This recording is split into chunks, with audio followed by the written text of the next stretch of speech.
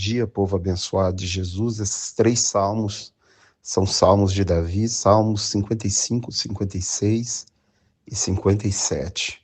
E no salmo 55, Davi clama ao Senhor pedindo que ele escute a sua oração e não esconda da sua presença. É interessante que no salmo 5:3, um homem segundo o coração de Deus, quando ora, ele aguarda a resposta. E Davi, nesse salmo, clama a Deus. No Salmo 5:3, ele diz: de manhã, Senhor, te apresento a minha oração. De manhã, ouves a minha voz e fico esperando. Esse é um ensinamento para nós que devemos, pela manhã, as primícias do nosso dia, dar para o Senhor.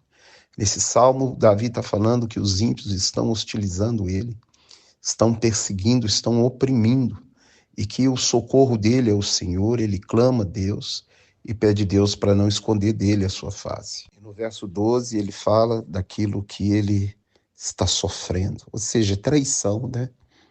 Ele fala que não é o inimigo, não é o que está afrontando ele, mas é um homem como ele, um homem que mora, que vive, que caminha junto com ele.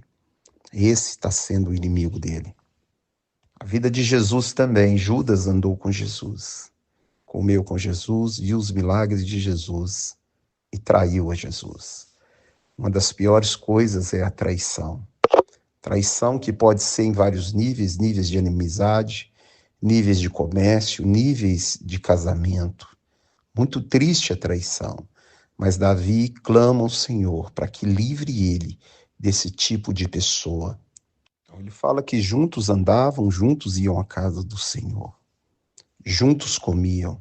E ele diz que irá à casa do Senhor, invocará o Senhor de manhã, de tarde, ao meio-dia, todos os dias, todas as horas, para que Deus possa responder à sua queixa e livrar ele desse tipo de gente.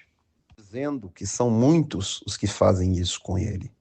Não é um ou dois, mas muitos. Ou seja, Davi era alvo de traição de muitas pessoas. E ele termina o salmo falando: confia os teus cuidados ao Senhor. Ele te susterá. Não permitirá que o justo seja abalado. E ele diz que os homens fraudulentos e sanguinários não chegarão à metade dos seus dias, pois Deus os precipitará na cova. A Bíblia diz que a nossa luta hoje não é contra carne nem sangue, e sim contra principados, potestades e dominadores. E as armas da nossa milícia não são carnais, mas são poderosas em Deus. Então creia nisso. Busque o Senhor pela manhã, busque à tarde, busque à noite. Clame ao Deus. Você não serve um Deus de pau, nem de pedra, nem de barro, mas você serve aquele que vive, que reina e que vai voltar. E o Salmo 56, ele escreve quando ele está preso em Gate pelos filisteus. Preso pelos filisteus, ele compõe o Salmo 56. E ele começa pedindo a Deus misericórdia, porque as pessoas querem ferir a ele. Eu fico imaginando ele preso pelos inimigos. E ele começa a orar a Deus, falando: Deus, tem misericórdia de mim, porque eles querem me ferir. Na realidade, queriam matar Davi. Davi sempre foi um homem de guerra, um problema para os filisteus, sempre um homem de espada, um homem poderoso na espada, poderoso de guerra. E ao mesmo tempo, um homem segundo o coração de Deus, um homem de oração, um homem de louvor.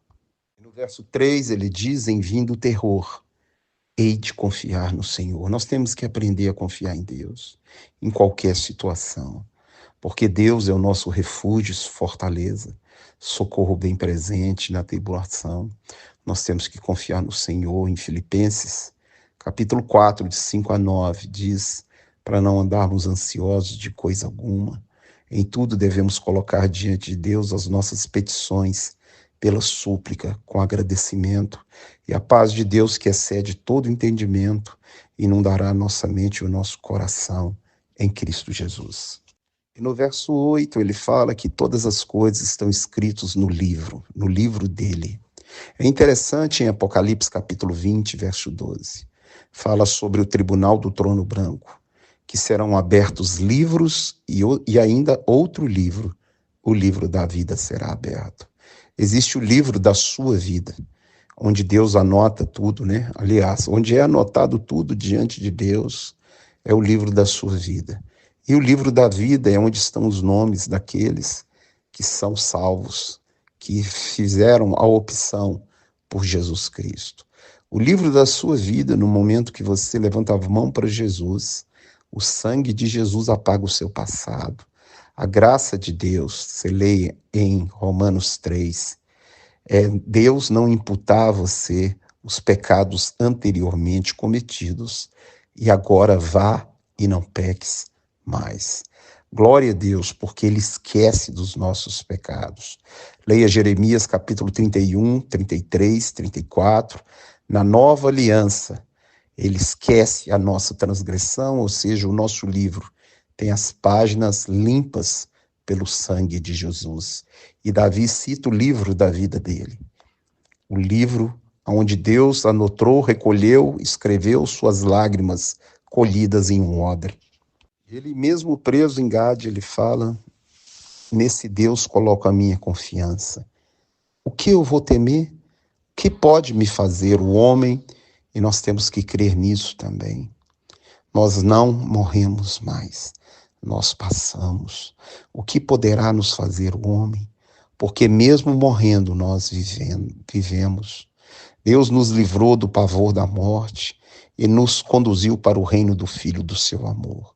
Leia Colossenses 1,13, diz que Ele nos libertou do império das trevas e nos conduziu para o reino do Filho do seu amor. Em Efésios 2,1, diz que nós estávamos mortos, mas Ele nos deu vida, nos ligou no Pai e hoje nós temos a vida eterna. O que nos poderá fazer o homem? E o Salmo 57 é quando ele fugia de Saul, estava dentro da caverna. E ele pede a Deus para esconder a ele debaixo das suas asas, para refugiar, para cobrir ele. Eu fico imaginando, a Bíblia diz que ele estava escondido na caverna. Saul entrou na caverna. Então eu fico pensando num momento de aflição, Saul com o exército procurando matar ele. No verso 3 ele diz, e ele do céu envia o meu auxílio. Ou seja, o meu socorro vem do Senhor. A Bíblia diz que a nossa luta ela é travada na região celestial, Efésios 6,12, mas Deus do céu envia o nosso auxílio. Nós vamos ver em Daniel capítulo 10, Deus enviando anjos. Deus envia anjos ao nosso serviço. Está em Hebreus capítulo 1, verso 14, que anjos são espíritos ministradores, ou é 14 ou 17, Hebreus capítulo 1. Que anjos são espíritos ministradores enviados ao serviço daqueles que hão de herdar a salvação. Então Deus do céu envia socorro para nós, nos socorre, nos ajuda. E Davi dentro daquela caverna precisava e buscava o socorro de Deus, do Deus de Israel. O Deus que ungiu ele rei no meio de todos os seus irmãos. Saul estava numa perseguição implacável, possuído de demônio. Leia 1 Samuel 18,10, um espírito maligno da parte de Deus se apossou e ele estava doido, perseguindo, querendo matar Davi de qualquer forma. Então ele diz que eles estavam ávidos pela sua alma, por perseguir, para matar. Saiu com um exército atrás deles, Davi escondido na caverna.